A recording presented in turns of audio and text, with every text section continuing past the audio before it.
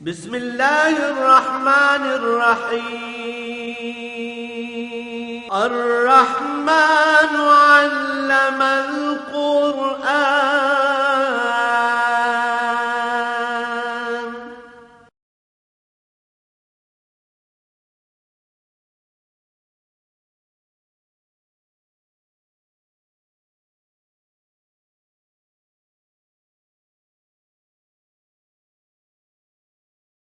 الحمد للہ رب العالمین والصلاة والسلام علی حبیبہ محمد وآلہ وصحبہ اجمعین. اعوذ باللہ من الشیطان الرجیم. بسم اللہ الرحمن الرحیم. وَإِذَا قُرِئَ الْقُرْآنُ فَاسْتَمِعُوا لَهُ وَأَنصِتُوا لَعَلَّكُمْ تُرْحَمُونَ. وَاذْكُرْ رَبَّكَ فِي نَفْسِكَ تضرعا وخیفة ودون الجہر من القول بالغدو والآصال ولا تکن من الغافلین.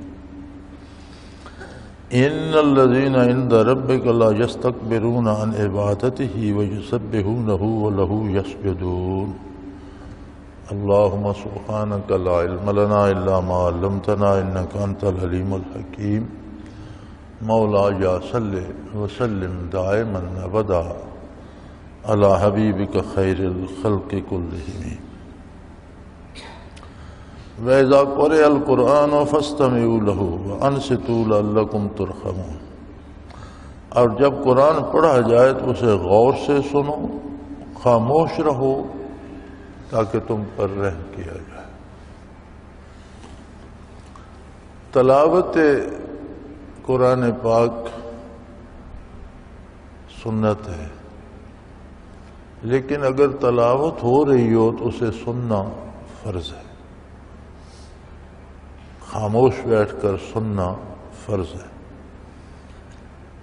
اب یہ صرف سامعین پر نہیں، تلاوت کرنے والے کو بھی یہ دیکھنا چاہیے کہ سامعین جہاں آرام سے سن سکتے ہیں، اس کی طرف متوجہ ہیں، وہاں بلند آواز سے تلاوت کریں. اور اگر سامعین کے لیے بیٹھنا، آرام سے سننا ممکن نہ ہو تو پھر تلاوت کرنے والے کو چاہیے کہ وہ آہستہ تلاوت کرے. اور اس کی سب سے بڑی نافرمانی اور بے حرمتی جو ہوتی ہے تلاوت کی، وہ ہمارے ہاں جو ایک رواج ہے شبینہ کرنے کا، اس میں ہوتی ہے. مائک لگا دیتے ہیں، سپیکر باہر لگا دیتے ہیں، لاؤڈ سپیکر، اور تلاوت شروع کر دیتے ہیں. اب وہ سارے گاؤں میں سنائی دے رہی ہوتی ہے. اب سارا گاؤں، خواتین، بچے، مرد، عورت، کس طرح سارا کاروبار چھوڑ کر بیٹھ کر سن سکتے ہیں؟ ممکن نہیں ہے. کوئی رفع حاجت کے لیے جا رہا ہے، کوئی جانور کھول باندھ رہا ہے، کوئی اپنے کاروبار میں لگا ہے، کوئی کھانا بنا رہا ہے، کوئی کھا رہا ہے. تو اس سارے کی ذمہ داری ان پر آتی ہے جو بلند آواز سے تلاوت کر رہے ہیں. اگر کوئی شبینہ کرانا چاہتا ہے کرائے، اچھی بات ہے، لیکن مسجد میں یا گھر میں جہاں کراتا ہے تو سپیکر اندر ہونے چاہیے. چھوٹے سپیکر ہوں، اندر ہوں. جتنی دیر جو سننا چاہتا ہے، جس کے پاس جتنا وقت ہے، وہ اندر جائے، اندر سنائی دے، آرام سے باوضو بادب بیٹھ کر سنے. جب کوئی تھک جائے یا اسے نیند آ جائے، اٹھ کے چلا جائے. تو یہ جو باہر سپیکر لگا کر پوری بستی پہ یا دور دور تک سنایا جاتا ہے، تو مجھے بھی اس کا بڑی دفعہ تجربہ ہوا ہے. کہیں سے آئے، آگے ہو رہا ہے. ایک دفعہ میں سیتھی گاؤں گیا تو لیٹ نائٹ گیا، میں بھی 11 ساڑھے 11 ہو رہے تھے. رفع حاجت کی ضرورت بھی تھی اور 11:30 بج رہے تھے، اندھیرا تھا. ادھر قرآن کریم کی آواز سنائی دے رہی تھی، تو وہ کیا کرے گا؟ تو تلاوت کرنے والے کو بھی چاہیے.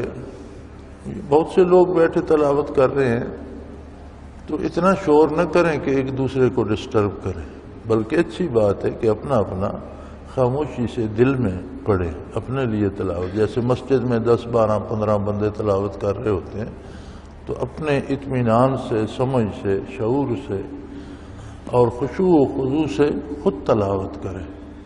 کوئی نوافل پڑھنے آ جاتا ہے، کوئی جماعت سے رہ گیا وہ فرائض پڑھنے آ جاتا ہے، تو ان کو پریشان نہ کیا جائے۔ یعنی یہ صرف سامعین پر نہیں ہے، پڑھنے والے پر بھی ذمہ داری عائد ہوتی ہے کہ جہاں وہ سمجھتا ہے کہ کچھ لوگ جو ہیں یہ میری تلاوت سن رہے ہیں تو اچھی بات ہے،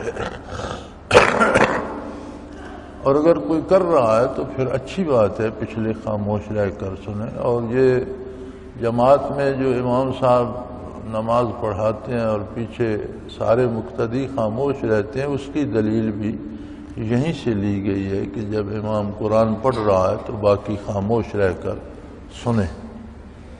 تکبیر جب کہتے ہیں اس کے پیچھے تکبیر کہتے ہیں، عطیات پڑھتا ہے تو عطیات پچھلے اپنا پڑھتے ہیں، اور ثنا پڑھتا ہے تو ثنا وہ اپنی پڑھتے ہیں، لیکن جب وہ سورہ فاتحہ سے قرآن کریم شروع کرتا ہے، آگے سورت میں لاتا ہے تو سارے مقتدی خاموش ہو جاتے ہیں۔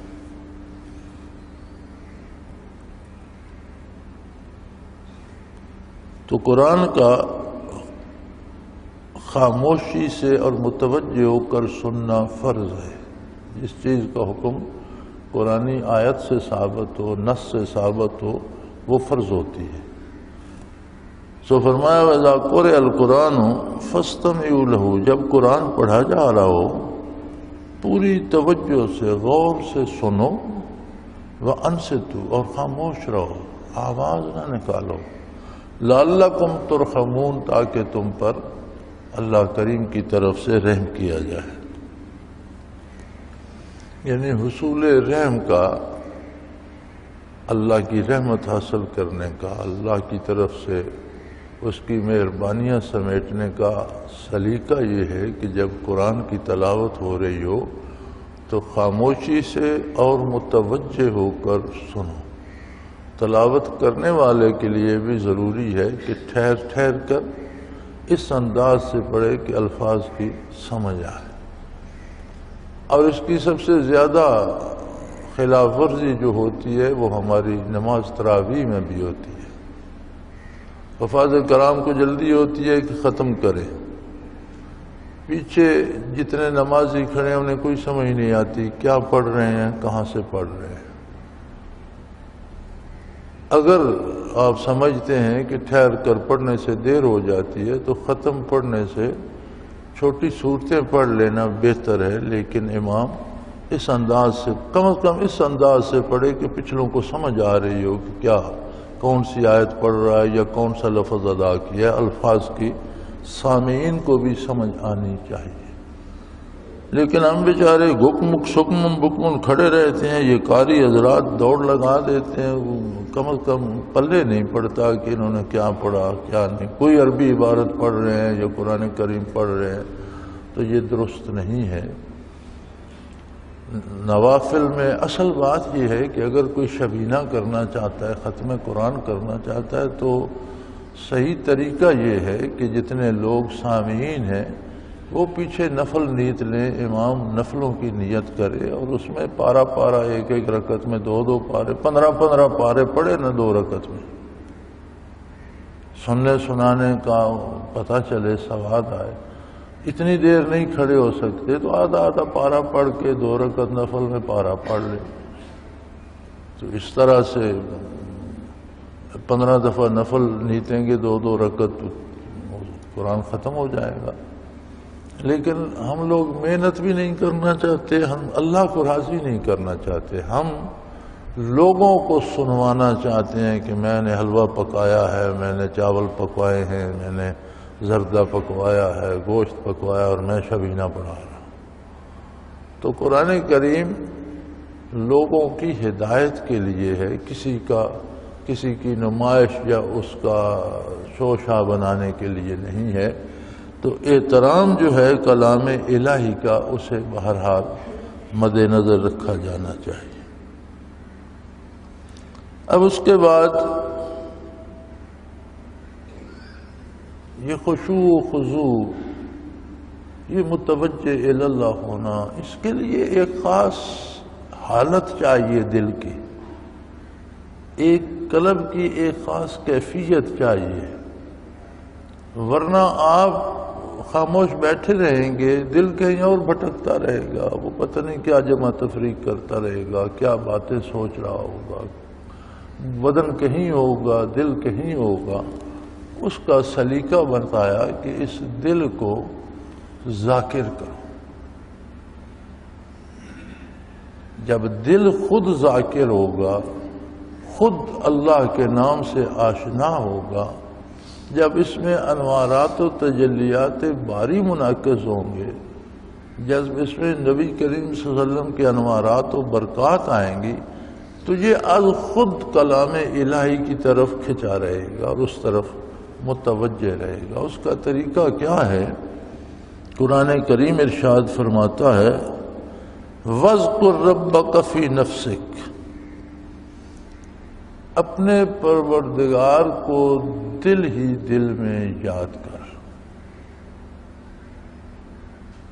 اللہ اللہ اللہ، دل ہی دل میں اللہ کا ذکر کرو، تضرعاً، نہایت عاجزی، یہ احساس رہے کہ میں جس کا نام لے رہا ہوں وہ رب العالمین ہے، اور میں اس کی مخلوق میں سے ادنا سا ایک فرد ہوں، جس کی مخلوق میں شمار نہیں کر سکتا، وہ جانے اور اس کی مخلوق جانے۔ ان لشکروں کا جو اس نے پیدا فرمایا ایک ادنا فرد ہوں۔ تضرعاً وخیفتاً، اور خوف سے،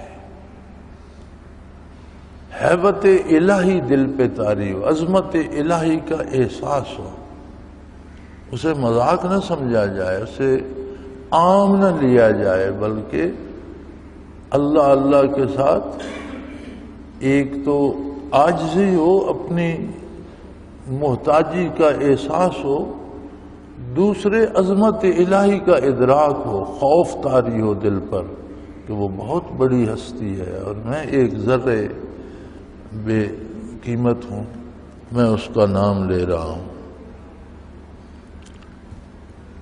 وَدُونَ الْجَهْرِ مِنَ الْقَوْلِ، اس میں آواز نہیں آنی چاہیے، اور اونچی آواز کے بغیر، یعنی جہر نہیں ہونا چاہیے، خفی ہونا چاہیے۔ بالغدو والآصال، رات دن۔ ایک انگریزی کا ہے محاورہ، راؤنڈ دا کلاک، جو کام ہر وقت کرنا ہونا تو وہ کہتے ہیں کہ اسے راؤنڈ دا کلاک کیا جائے، یعنی ہر وقت ہر لمحے کیا جائے۔ بالغدو والآصال سے بھی یہی مراد ہے کہ ہمہ وقت، صبح شام، رات دن، ہر لمحے۔ ولا تکن من الغافلین، کتنا کیا جائے؟ کوئی اس کی عدد 1,00,000 بار، 10,00,000 بار، 50,00,000 بار؟ فرمایا ولا تکن من الغافلین، غافلوں میں سے مت ہونا۔ اب غفلت عمر بھر کی غفلت بھی غفلت ہے، 5-10 سال کی غفلت بھی غفلت ہے، ایک دن کی غفلت بھی غفلت ہے، 1 گھنٹے کی غفلت بھی غفلت ہے، اور 1 لمحے کی غفلت بھی غفلت ہے۔ میں میرے منیر دیکھ رہا تھا، پیر میر علی شاہ صاحب رحمۃ اللہ علیہ کی سوانح حیات ہے، تو ایک واقعہ نظر سے گزرا کہ کسی بندے نے مسئلہ پوچھا ذبیحہ کا، تو انہوں نے وہ مسئلہ بتایا۔ بعض اوقات ہوتا ہے جانور بے ہوش ہو گیا یا گولی لگی زخمی ہو گیا، لیکن جب تک دل دھڑک رہا ہوتا ہے تب تک وہ مرتا نہیں، اور جب ذبح کیا جائے تو دل دھڑکنے کی دلیل یہ ہے کہ جب ذبح کریں تو گردن کی رگیں جب کٹتی ہیں تو ان سے خون آتا ہے، نکلتا ہے، چونکہ دل اسے پمپ کر رہا ہے۔ جب دل کی حرکت رک جائے تو پھر ذبح کریں تو رگوں سے خون نہیں نکلتا۔ تو اس طرح کا مسئلہ تھا. وہ مسئلہ مجھے اب یاد نہیں، میں ویسے بتا رہا ہوں کہ جانور کوئی گر گیا، بے ہوش ہو گیا، گاڑی کے نیچے آ گیا. تو میرے ساتھ کئی دفعہ ایسا ہوا، جنگل میں ہم شکار جاتے تھے تو جانور لوگوں کے ریوڑ چل رہے ہوتے تھے، وہ اچانک کوئی بھیڑ یا بکری سڑک میں آ گئی، اوپر سے جیپ گزر گئی تو روک کر ذبح کی تو حلال ہو گئی. کہتے مر گئی مر گئی. میں نے کہا مری ذبح کر کے دیکھتے ہیں. ذبح کی تو چونکہ دل دھڑک رہا ہوتا ہے، وہ خون اچھل کر نکلتا ہے، اس کا مطلب ہے زندہ تھی، دل دھڑک رہا تھا. تو وہ مجھے یاد نہیں کہ میرے منیر میں مسئلہ کیا تھا، ذبح کا مسئلہ تھا. تو وہ مسئلہ بتانے کے بعد وہ دوستوں کی طرف جو ان کی محفل میں ان کے خادم بیٹھے تھے ان کی طرف متوجہ ہوئے تو فرمانے لگے کہ جانور مکلف نہیں ہے، لیکن اگر اللہ کے نام کے بغیر اس کا دم نکل جائے تو حرام ہو جاتا ہے، اس کا کھانا حلال نہیں. حالانکہ حلال جانور ہو لیکن چاہیے کہ اس کا دم اللہ کے نام پہ نکلے، اور اگر اللہ کے نام کے بغیر نکل جائے تو حرام ہو جاتا ہے. تو انسان جو مکلف ہے اس کی جتنی سانسیں اللہ کے نام کے بغیر نکلتی ہیں کیا وہ حرام نہیں ہے؟ اس لیے صوفیوں کا ایک مقولہ ہے، جو دم غافل سو دم کافر. اس میں ناشکری کی گئی، اللہ کا شکر ادا نہیں کیا گیا. لہذا قرآن کریم کی یہ آیہ کریمہ پورا ذکر خفی کا طریقہ بتاتی ہے. کئی لوگ اعتراض کرتے ہیں نا ذکر خفی قلبی پر. حضرت حافظ صاحب سے کسی نے، حافظ الرزاق مرحوم سے رحمۃ اللہ علیہ سے کسی نے یہ اعتراض کیا تھا تو انہوں نے یہ آیہ کریمہ سورہ اعراف کی پڑھی. فرمایا وَاذْكُرْ رَبَّكَ فِي نَفْسِكَ، اپنے دل میں اللہ کو یاد کر، عاجزی سے، خوف سے اور آواز کے بغیر، رات دن ہمہ وقت، اور غافلوں میں سے نہ ہونا. فرمایا اگر یہ ہمارا طریقہ ذکر خفی کا درست نہیں ہے تو اس آیت کے مطابق کوئی دوسرا طریقہ بتا کے دکھاؤ. یہ جو آیہ کریمہ حکم دے رہی ہے اس کے مطابق کوئی طریقہ بنا کر دکھاؤ کہ ہر سانس میں اللہ کا نام بھی ہو، اس میں دل بھی شامل ہو، آواز زبان سے نہ نکلے، زبان خاموش ہو، اور پھر وہ دن رات دن غافل نہ ہو، ہمہ وقت ذاکر ہو جائے.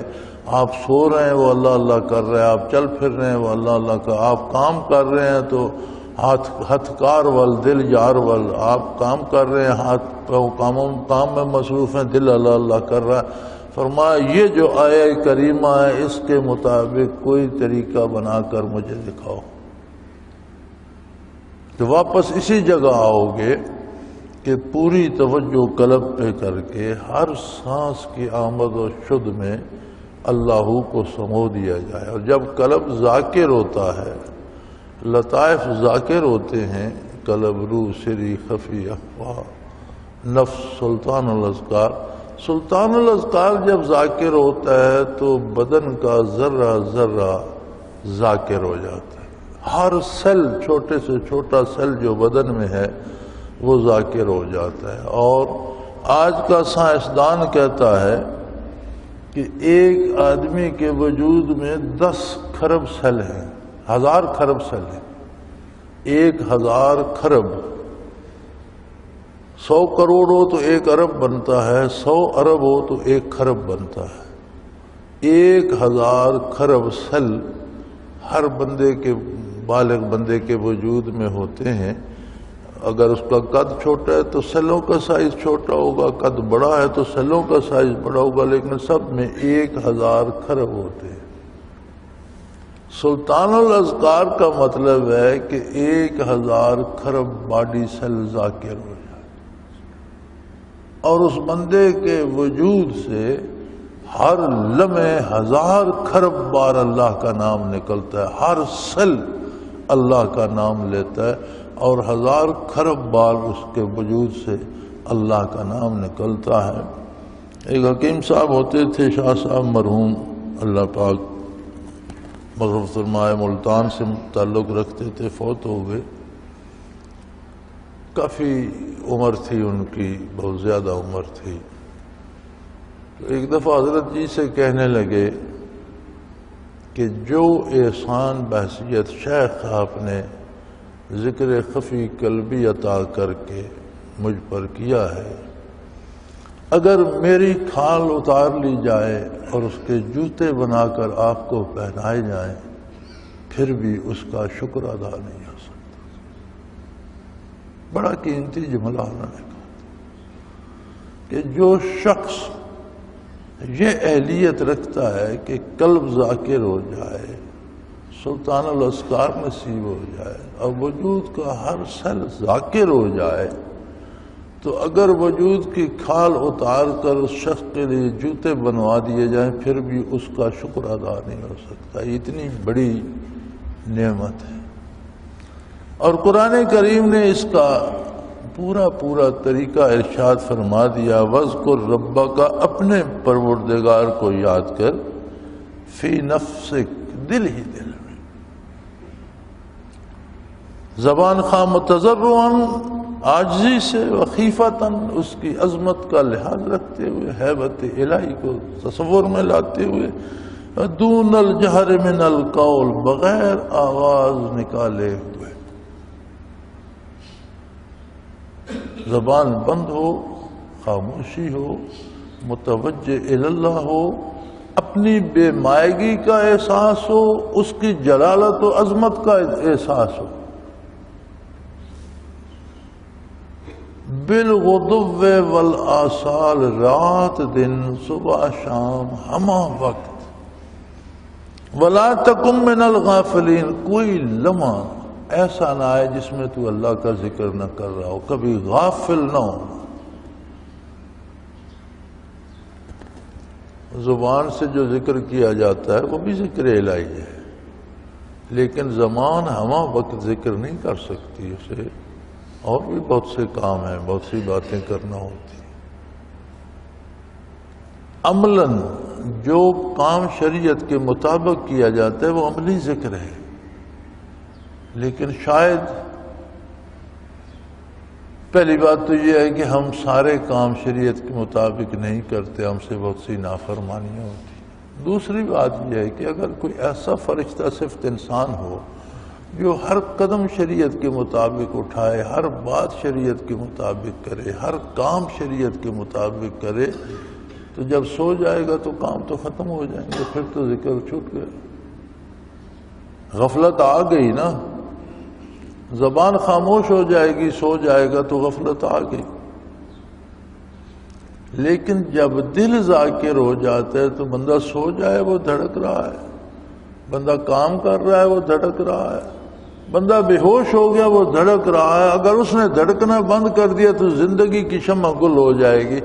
جب تک سانس کی ڈوری چل رہی ہے وہ دھڑک رہا ہے. اب اگر اس کو اللہ اللہ پہ لگا دیا جائے اور وہ اللہ اللہ پہ لگ جائے تو پھر اس سے بڑی بات کیا ہے. اور کسی شخص کے پاس اگر کسی کو ذکر قلبی اور لطائف بھی نصیب ہو جائے تو میں سمجھتا ہوں کہ وہ بڑا ہی بے وقوف ہے کہ اس سے بڑی کسی کرامت کا مطالبہ کرے. یہ بجائے خود اتنی بڑی کرامت ہے کہ کسی کے پاس بیٹھ کر آپ کے ہر سل کو ذکر الہی نصیب ہو جائے اور ایک لمحے میں 1000 کھرب دفعہ اللہ بدن سے نکلے تو وہ تو چلتا پھرتا ایک اللہ کے نام کا روشن ستارہ بن گیا. دنیا دار عمل ہے، یہاں عمل کرنا پڑتا ہے اللہ اللہ کے رسول صلی اللہ علیہ وآلہ وسلم پر اعتماد کر کے. یہاں ہم جتنا عمل کرتے ہیں اس میں قبولیت کی ایک ہی شرط ہے کہ وہ اعتماد علی الرسول. ہم قرآن پڑھتے ہیں، ہمیں نبی صلی اللہ علیہ وسلم پر اعتماد ہے کہ یہی قرآن ہے جو اللہ نے نازل فرمایا. ہمیں صحابہ کرام پر اعتماد ہے کہ انہوں نے پوری دیانت و امانت سے وہی قرآن آگے منتقل کیا. ہمیں تابعین، تبع تابعین، علماء امت اور آج تک جس طرح ہمیں وراثتاً قرآن نصیب ہوا، ان سب لوگوں پر اعتماد ہے. کس کی وجہ سے؟ محمد الرسول اللہ کی وجہ سے، کہ انہوں نے آپ کا بتایا ہوا قرآن ہم تک پہنچایا. اس میں جو احکام ہے ان کی تشریح حضور کی حدیث پاک میں ملتی ہے. آپ کی حدیث کو قرآن نے الحکمہ فرمایا، یعلمہم الکتاب والحکمہ، ان کو کتاب کی تعلیم فرماتے ہیں اور دانائی. دانائی کیا ہے؟ اس کی تفسیر ہے قرآن کریم کی جو محمد الرسول صلی اللہ علیہ وسلم نے ارشاد فرمایا. عرب بہت بڑے زباندان تھے. کوئی آیہ کریمہ نازل ہوتی، حضور وہ آیت سناتے صحابہ کو، اور کئی دفعہ استفسار فرماتے، پوچھ لیتے کہ سمجھ آ گئی اس آیت کا مطلب کیا ہے؟ تو صحابہ عرض کرتے تھے اللہ و رسولہ اعلم. ہم اپنے علم یا اپنی عربی دانی یا اپنی زبان دانی یا گرامر یا صرف و نحو سے اس کا ترجمہ نہیں سمجھ سکتے. اللہ جانتا ہے اس کا مطلب کیا، اور اللہ کا رسول جانتا ہے. آپ ارشاد فرمائیں گے تو ہمیں سمجھ آئے گی. صحابہ کرام نے وہ مفہوم حضور سے سنا، حضور کے سامنے اس پر عمل کیا، نمازیں پڑھیں، روزے رکھے، وضو کیے، جہاد کیا، کاروبار کیا، تجارت کی، شادیاں کی، میتوں کے جنازے پڑھے، میت دفنائے. زندگی کا ہر کام انہوں نے نبی صلی اللہ علیہ وسلم کے سامنے کیا، اور اللہ کے رسول نے قبول فرمایا کہ یہی اسلامی زندگی ہے اور یہ قرآن و حدیث کے مطابق ہے. تو یہ اعتماد ہے نبی صلی اللہ علیہ وسلم پر، صحابہ پر، تابعین، تبع تابعین، متقدمین پر، جن کا احسان ہم نہیں اتار سکتے کہ یہ نعمت نسلاً بعد نسلاً ہم تک پہنچی. اس کے پہنچانے والا ہر بندہ ہمارے دعاؤں کا مستحق ہے، شکریہ کا مستحق ہے. اور اس میں پہلے ذکر کیا قرآن کریم کا کہ جب قرآن پڑھا جا رہا ہو تو توجہ اور غور سے سنو اور خاموش رہو. اپنی باتیں نہ شروع کر دو، زبان بند رکھو اور پوری توجہ قرآن کریم کو سننے پہ لگاؤ تاکہ اللہ تم پر رحم فرمائے. فرمایا کیسے توجہ لگاؤ گے، کس طرح متوجہ اللہ ہوگے؟ فرمایا اس کے لیے اپنے دل کو یاد الہی سے روشن کرو. جب دل ذاکر ہوگا تو قرآن کا ایک ایک لفظ اس پر، جس طرح بارش برستی ہے فصل پر، اس طرح ایک ایک لفظ قطروں کی طرح اس پر پڑے گا اور اس کے پھول کھلنا شروع ہو جائیں گے. اس طرف متوجہ رہے گا. دل کو کیسے ذاکر کریں یا اللہ، اس کا پورا طریقہ بتا دیا. وَاذْكُرْ رَبَّكَ فِي نَفْسِكَ تَضَرُّعًا وَخِيفَةً وَدُونَ الْجَهْرِ مِنَ الْقَوْلِ. اللہ کا ذکر کرو اپنے دل ہی دل میں عاجزی کے ساتھ، ہیبت الہی کو مد نظر رکھتے ہوئے، بغیر آواز کے، بالغدو والآصال، رات دن ہر لمحہ. وَلَا تَكُن مِّنَ الْغَافِلِينَ، اور کوئی لمحہ غفلت کا نہ ہے. اب یہ اللہ کا احسان ہے جس کو عطا فرما دے. اور یاد رکھیں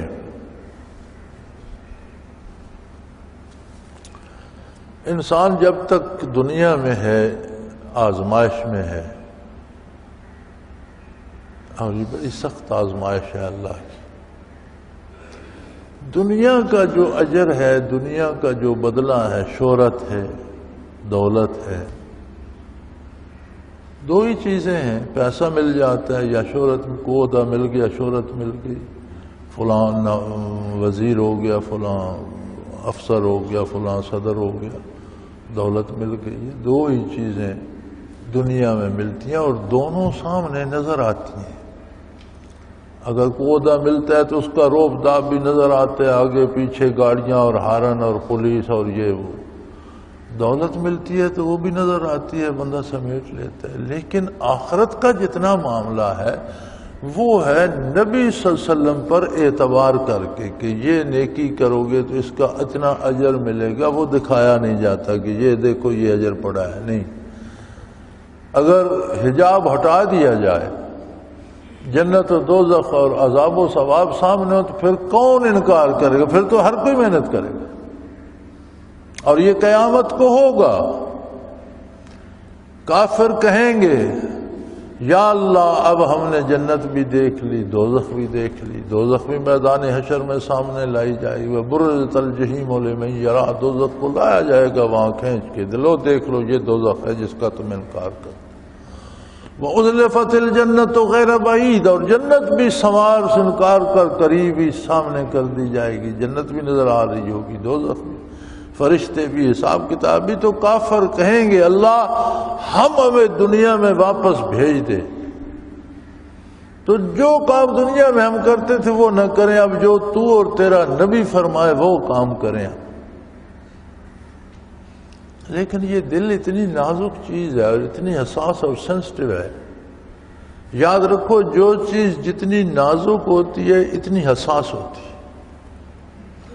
اور جو چیز جتنی لطیف ہوتی ہے، جتنی باریک ہوتی ہے، اس کی طاقت اتنی زیادہ ہوتی ہے۔ یہ حکمت الہی ہے۔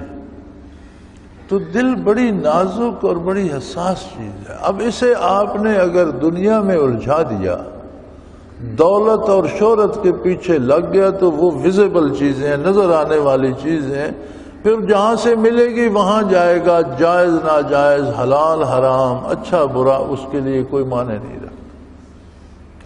لیکن اگر دل یاد الہی میں لگ کے اخروی اجر کی طرف چلا گیا، تو پھر ہر وہ کام کرے گا جو کرنے کا حضور نے حکم دیا ہے، اور جہاں اس سے غلطی ہو جائے گی روئے گا، معافی مانگے گا، توبہ کرے گا کہ میں نے اپنا نقصان کر لیا، اللہ مجھے اس نقصان سے بچائے اور اس کی تلافی فرمائے۔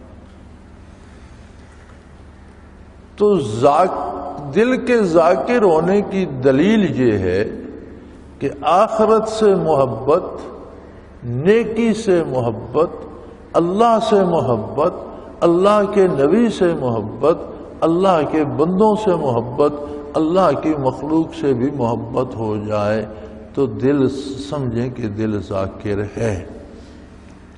اور اگر دل ذاکر نہیں ہوتا تو نیکی میں بھی شہرت چاہتا ہے، بندے دیکھے گا تو نماز لمبی کر دے گا کہ یہ سمجھیں بڑے خشوع خضوع سے پڑھ رہا ہے، اکیلا ہوگا تو چھوٹی سی پڑھ لے گا، لوگوں کو دکھا کر پیسے تقسیم کرے گا، فوٹو بنوا کر غریبوں کو خیرات دے رہا ہے، سیلاب زدگان کی مدد کر رہا ہے، ہر ٹی وی پہ وہ فوٹو آئے، ہر اخبار میں آ جائے، بس مقصد شہرت دنیا ہے، غریبوں کی مدد کرنا یا خلوص یا للہیت نہیں۔ تو یعنی اگر دل دنیا میں لگ جائے تو اب غریب کی مدد کرنا یا سیلاب زدہ کی مدد کرنا تو نیکی ہے، نیکی بھی نیکی نہیں رہتی، اس کا مقصد بھی شہرت حاصل کرنا بن جاتا۔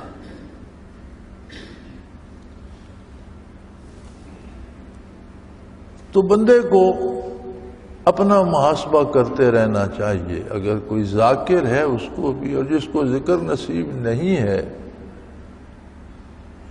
وہ ان لذتوں کو کیا جانے، اسے کیا خبر کہ یہ کیا ہوتا ہے۔ اور میں سمجھتا ہوں کہ اگر کسی کو زندگی میں ذکر قلبی نصیب نہیں ہوا تو اگرچہ وہ بہت نیک بھی ہو تو یہ ایک محرومی ہے، اس کی حسرت اسے حشر کو بھی ہوگی۔ اور اگر ذکر بھی نصیب نہیں اور نیک بھی نہیں، علم بھی نہیں رکھتا، دینی علم بھی نہیں رکھتا، عمل بھی نہیں رکھتا، تو وہ تو بہت ہی بد نصیب ہے۔ سو اللہ کریم نے ذکر خفی قلبی کا پورا طریقہ اس آیہ کریمہ میں بتلا دیا اور فرمایا قرب الہی کی دلیل یہ ہے۔ یہی جو میں عرض کر رہا تھا کہ ہمارے پاس کیا دلیل ہے، اب آخرت تو نظر نہیں آتی، جنت تو ہمارے سامنے نہیں ہے، دوزخ ہم نہیں دیکھ رہے، ہم نے سنا ہے قرآن سے، اللہ کے رسول صلی اللہ علیہ وسلم سے کہ آخرت میں حساب ہوگا، جنت ہے، دوزخ ہے، ثواب ہے، عذاب ہے۔ تو پھر ہمیں کیا پتہ چلے کہ ہمارا قلب ذاکر ہو گیا، ہمارے لطائف ذاکر ہو گئے، ہمارا سلطان الاذکار اور سارا وجود ذاکر ہو گیا۔ فرمایا جنہیں قرب الہی نصیب ہوتا ہے، ان الذین عند ربک، جو تیرے رب کے مقرب ہیں، جو تیرے پروردگار، جو آپ کے پروردگار کے مقرب ہیں، لا یستکبرون عن عبادتہ، وہ اس کی عبادت سے تکبر نہیں کرتے۔ یعنی دل کے ذاکر ہو جانے کی دلیل یہ ہے کہ عبادات الہی سے محبت ہو جائے، دل راغب ہو جائے، دل چاہے عبادت کرنے کو۔ ایک کیفیت ہوتی ہے، ہم اپنے آپ کو پکڑ کر لے آتے ہیں مسجد میں، پھر جلدی جلدی وضو کرتے ہیں، چھینٹے اڑاتے ہیں، کوئی جگہ گیلی ہو گئی، کوئی خشک رہ گئی، پھر آتے ہیں جلدی جلدی اٹھتے بیٹھتے، 2 سجدے کی اور گئے، بھاگ گئے۔ یہ ہوتا ہے ٹوٹل پورا کرنا۔ لیکن جب دل ذاکر ہو جائے تو پھر وضو میں بھی احتیاط کرتا ہے کہ جو طریقہ حضور نے تعلیم فرمایا، جو آزاد ہونے ہیں وہ دھل جائیں۔ نماز کا بھی ایک ایک لفظ ارادتاً ادا کرتا ہے، پورا رکوع، پورا سجود سکون سے نماز ادا کرتا ہے۔ وَلْتَنْظُرْ نَفْسًا مَا قَدَّمَتْ لِغَدٍ، اللہ کریم نے ارشاد فرمایا کہ ہر بندے کو یہ دیکھنا چاہیے کہ وہ کل کے لیے، فرضِ قیامت کے لیے کیا آگے بھیج رہا ہے۔ عموماً ساری تفاسیر میں جو میں نے دیکھی، اکثر تفاسیر میں جن کو دیکھنے کا شرف حاصل ہوا، اور اکثر تراجم میں اس سے یہی مراد لیا گیا ہے کہ اپنے گناہوں پر نگاہ کرے کہ آگے کل کے لیے کیا بھیج رہا ہے۔ غلطیاں کر کے، گناہ کر کے، برائی کر کے تو فرض قیامت کے لیے تو نہیں بھیج رہا۔ لیکن میں نے اس آیہ کریمہ سے ایک دوسرا انداز بھی سمجھا، الحمدللہ اللہ نے مجھے ایک دوسرے انداز کی سمجھ بھی عطا فرمائی کہ گناہ تو ہیں ہی گناہ، ہم جو نیکی کرتے ہیں اسے بھی ہمیں دیکھنا چاہیے کہ کیا یہ نیکی ہے جس کی امید پر میں اسے کل کے لیے بھیج رہا ہوں۔ ہم جب نماز ادا کرتے ہیں تو اس وقت ہمیں یہ احساس ہونا چاہیے کہ ان رکعت کا مجھے اجر ملے گا آخرت میں۔ جب یہ احساس ہوگا تو ہم پوری طرح قیام بھی کریں گے، رکوع بھی مکمل کریں گے، سجود اور جلسہ بھی پورا کریں گے، اس کے الفاظ بھی سمجھ کر سوچ کر آیات بھی پڑھیں گے، سورہ فاتحہ بھی پڑھیں گے، تکبیر بھی کہیں گے۔ اگر یہ احساس نہیں ہوگا تو پھر آدمی ٹوٹل پورا کرے گا، اور جو پڑھتا ہی نہیں اس کی بد نصیبی کا تو کیا کہنا۔ اللہ معاف کرے، اللہ سب مسلمانوں کو توفیق دے۔ یہ بڑی محرومی ہے کہ مسلمان ہو کر نماز سے محروم رہے، یہ اللہ کی ناراضگی کی دلیل ہے کہ وہ اسے سجدہ کرنے کی بھی توفیق نہیں دیتا، اپنی بارگاہ میں پیشانی رکھنے کی توفیق ہی نہیں دیتا، اپنے گھر میں آنے کی توفیق ہی نہیں دیتا۔ یہ تو بہت بڑی محرومی ہے۔ لیکن یہ دیکھنا چاہیے، فرمایا جس کا قلب ذاکر ہو جائے اسے عبادات سے محبت ہو جائے گی۔ حضور صلی اللہ علیہ وسلم کا ایک ارشاد ہے، اس کا ایک مفہوم ہے کہ ایک بندہ فجر پڑھتا ہے اور پھر اس امید میں رہتا ہے کہ ظہر کا وقت ہو اور بر وقت ظہر ادا کر، ظہر سے فارغ ہوتا ہے تو اسے عصر کا انتظار ہوتا ہے کہ عصر ہوگی ادا کروں گا، عصر سے فارغ ہوتا ہے تو مغرب کا انتظار ہوتا ہے کہ مغرب ہوگی تو ادا کروں گا، پھر عشاء کا انتظار کرتا ہے، عشاء پڑھ کے فارغ ہو جاتا ہے لیکن بے فکر نہیں ہوتا، صبح کی فکر ہوتی ہے کہ کہیں سوتا نہ رہ جاؤں، نماز چلی نہ جائے۔